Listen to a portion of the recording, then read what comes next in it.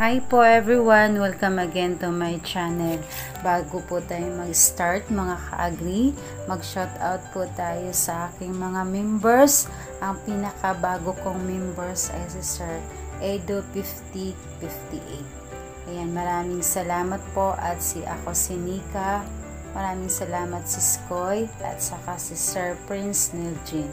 Sila po ang aking mga members, Mil MTV Vlog. Ayan, maraming salamat po at saka si Sir Wilfredo Marumilla. Maraming salamat po. Ngayon po ang talakayin po natin ay si Gromor 4048 saka 2530. So ano po ba ang kaibahan sa kanilang dalawa at kung paano natin sila gagamitin? So 4048, pag single harvest lang ang inyong mga tanim, katulad po ng palay, sibuyas, ayan, 4048 ang gamitin mo. Yung 2530 naman po, kung ang tanim mo ay continuous po na namumunga or continuous na namumulaklak, ang the best po na gamitin mo ay ang 2530. Pag continuous po namumulaklak o namumunga ang iyong mga tanim.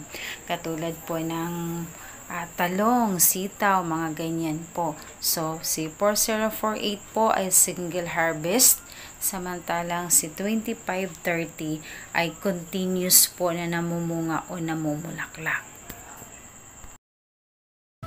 Bago po tayo mag-end, mag-shoutout po ako sa lahat ng aking mga subscribers, sa aking members. Ako si Nika Vlog, Mil MTV Vlog.